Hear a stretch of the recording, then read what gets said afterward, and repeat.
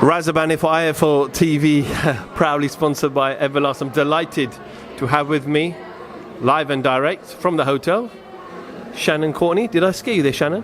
Yeah, I thought we were starting a minute ago. I started singing on camera for you, thinking it'd be like a nice opening, and then you just started, so my voice went to waste. I did sing for you guys, but he's not going to put it in there, so... Let's get the formal bit out of the way, and then we can do the informal bit at the end of the interview for all the fans that want to see you sing. No one. How's Liverpool treating you? I love it here. Everyone is so warm and welcoming. I've been getting a great reception where I've been going. I feel like I'm an adopted Scouser. I could happily move here, to be honest. So yeah, do you know what? It's my first time here. It's actually a really beautiful city. Really beautiful. I would 100% come back here. The shopping's amazing. We had a little look around at the shops earlier, just to waste a bit of time. And yeah, no, it's beautiful.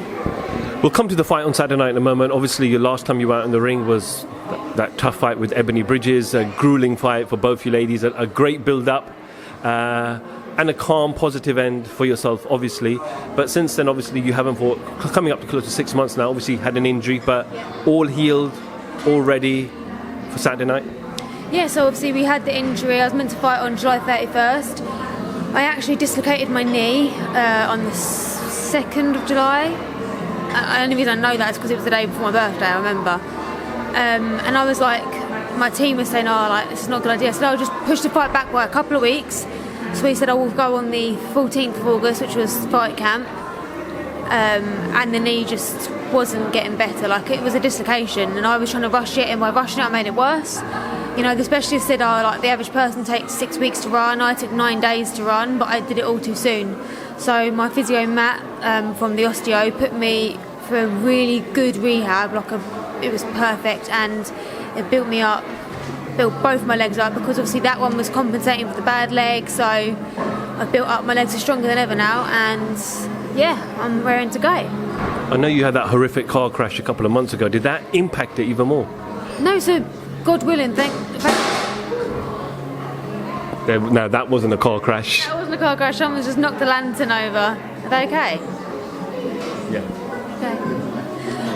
Thank the Lord, me and nobody else was hurt in that car crash. Don't get me wrong, a couple of days later, I did wake up and there was bruising over my legs and stuff, but I wasn't actually hurt. I was more annoyed about was I missed sparring because of it. So obviously I rang my coaches and was like, I've been in a bad crash, sent them a picture, and they were like, shit, that's really bad. And it was a horrific crash. And obviously the M25 got shut because of me, and I rang an Uber to take me to sparring, and the Uber couldn't get through, and the police were like, what's wrong? I was like, my Uber's trying to get hit, I've got training. They were like, you're going straight to hospital, darling, there's no way you're going training. But yeah, thank the Lord. The Lord was looking over me because I walked away unscathed. Shannon, I've been in the industry a long time, and sometimes you see fighters, they achieve their dream of becoming a world champion, and I won't say the passion dies, but because they've reached their ultimate goal, the level of opposition or their fighting spirits kind of reduced slightly. I know you're still quite new in the game of boxing. You've only 6-7 fights in. Yeah. What's that passion like for you now since you've become the world champion? So I won the world title, and it was just a feeling I got I can't describe it, it was incredible. But then, and I was obviously so happy, me and my team, we was buzzing. To win a world title for H and Charlie as well was massive. And I remember laying in the hotel bed that night with the belt on me, on my shoulder, and I was thinking, why don't I feel content? I don't feel like this is enough.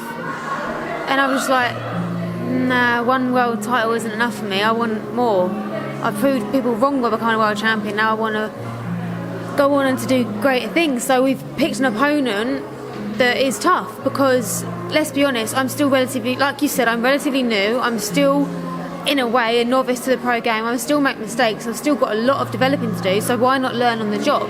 I have more than enough capabilities to beat Jamie on Saturday, but she's a very good fighter that will teach me as well. I'll learn experience whilst beating her, and that's what you need. You need to step up in opponents, so when you come up to the really big girls that are very good, which next year or the year after, I'll be fighting them when I'm unifying the division. See, one thing good about women's boxing is, unlike men's boxing, where you got a lot of politics, you got a lot more fighters. Yeah.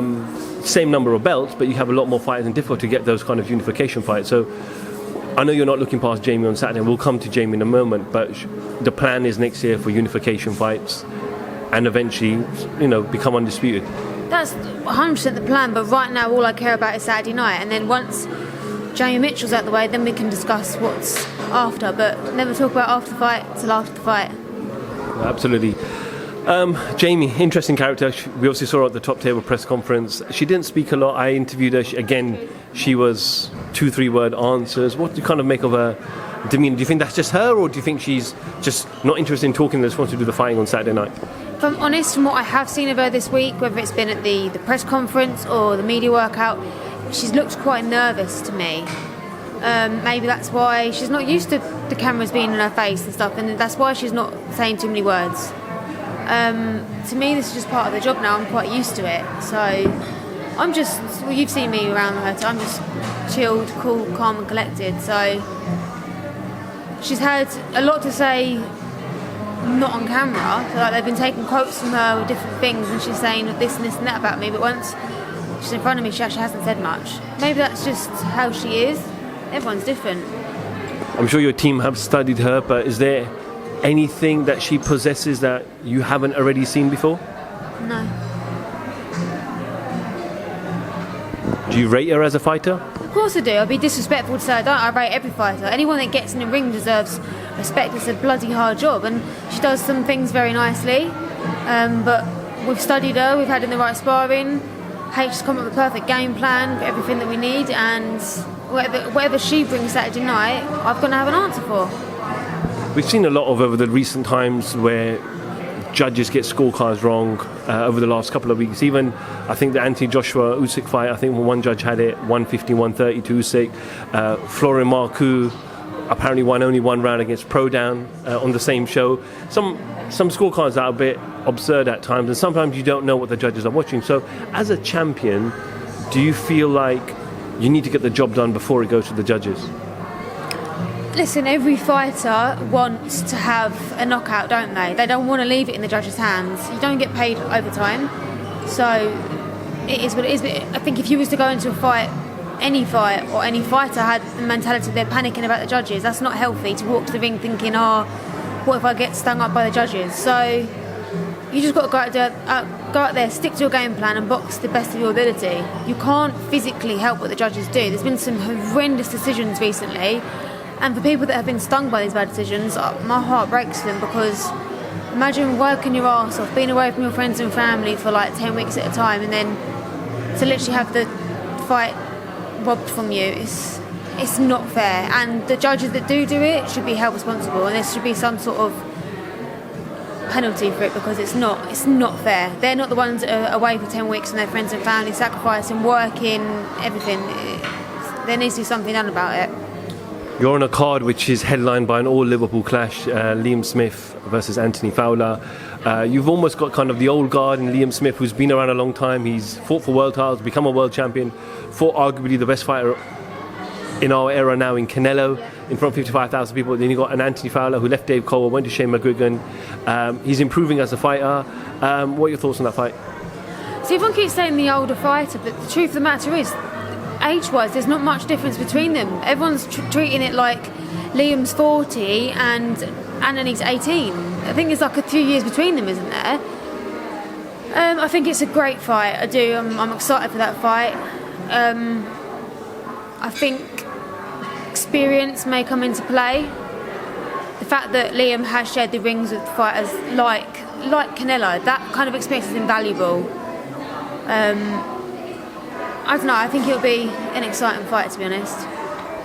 I'm not sure what your plans are on Saturday night about 4 a.m, 5 a.m. in the morning. Hopefully you're still with your belt in bed, but no, Deontay... about it, I will be. Deontay Wilder, Tyson Fury, I'm not sure if you're staying up for it or what's the plan for you, but it's the trilogy, it's the final one. What are your thoughts? If I'm honest, I can't wait for this fight to be over with. It feels like it's lingered over the boxing scene for far too long now.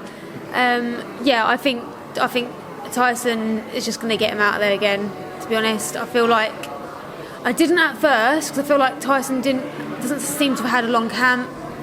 Obviously, the bad news about his baby being ill, so he stayed at home for longer, and fair play to him for that. But even without a full camp, I don't feel there's anything that yes, obviously Wilder has that right hand, and you can't ignore that because it is the best shot in boxing. Like, he has the best right hand, but Tyson's already done the Undertaker, resurrected from that shot once already, and that's when he'd been out of the ring for like 2-3 years, no, for longer. So now I just feel like Tyson's sick of it as well. He just wants the fight done with, so I feel like he will just try and get him out there even earlier than last time. Let's end on you. How does the fight end on Saturday night? My fight or Tyson's? Your fight.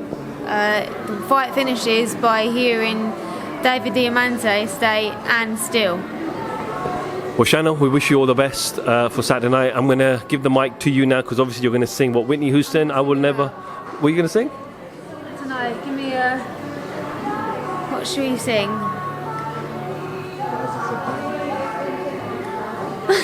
I can't repeat what the individual on the right just said, but anyway. I'm thinking... A bit of Elton John. Are you ready? No. Shannon Courtenay, IFL TV, thank you very much.